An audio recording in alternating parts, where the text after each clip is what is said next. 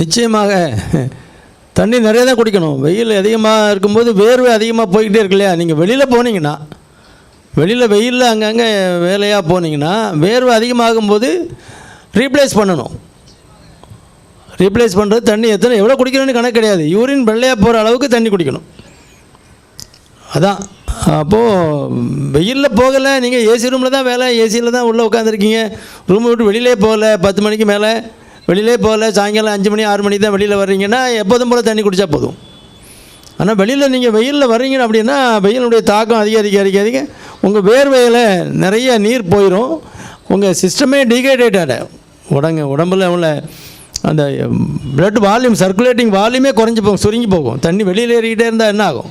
அதனால் கண்டிப்பாக நீங்கள் தண்ணீர் அதிகம் பருகணும், அடிக்கடி தண்ணி குடிக்கணும். வெயிலில் போகிறவங்க, வெயிலில் வேலை பார்க்குறவங்கெல்லாம் அடிக்கடி தண்ணி குடிச்சிக்கிட்டே இருக்கணும். அது கூட நீங்கள் உப்பு கரைசல், உப்பு போட்ட ஜூஸ், ஏதாவது மோர் அல்லது ஒரு எலுமிச்சம்பழம் பிழிஞ்சு உப்பு போட்டு, அந்த மாதிரி உப்பு கொஞ்சம் அதிகமாக சேர்க்குறது நல்லது இந்த வெயில் காலங்கள். ஏன்னா வேர்வை போகும்போது உப்பும் உப்பு தண்ணி தானே தண்ணி குடிப்பான் சொல்லுவாங்களே, உப்பு தின்னா தண்ணி குடிக்கணுன்ட்டு.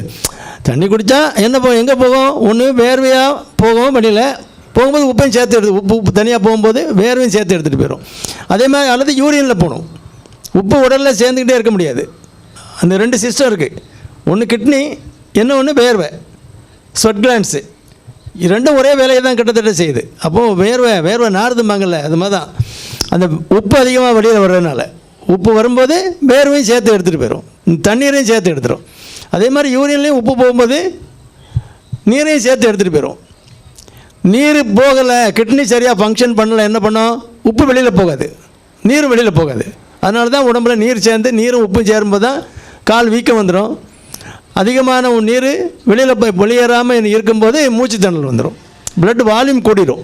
அதனால் தண்ணியை குறைக்க சொல்லிடுவாங்க. கிட்னி ப்ராப்ளம் இருந்தால் தண்ணியை குறைக்க சொல்லுவாங்க. அதனால் கிட்னி ப்ராப்ளம் இருக்கிறதுக்கு வெயிலில் தூக்கி போட்டுடலாமா?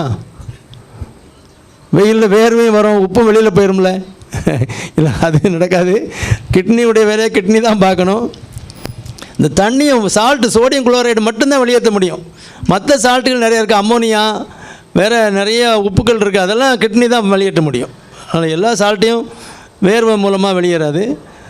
கண்டிப்பாக நீங்கள் வெளியில் போகும்போது தண்ணி குறைவாக குடிச்சிங்கன்னா கான்சன்ட்ரேட்டடாக யூரின் போகும். யூரின் ரொம்ப அடர்த்தியாக போகும்போது அதில் கிருமிகள் இருந்தால் பெருகி வளர்ந்துடும், யூரினரி இன்ஃபெக்ஷன் வரும்.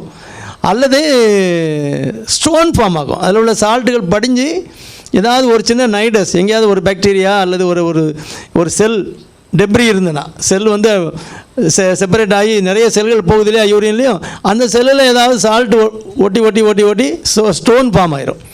அல்லது கிட்னியில் ஸ்டோன் இருக்குது, ஸ்லிப் ஆகி கீழே வரும். இந்த வெயில் நேரங்களில் ஸ்டோன் ப்ராப்ளம் உள்ளவங்களுக்கு அது ஒரு பெரிய தொல்லை.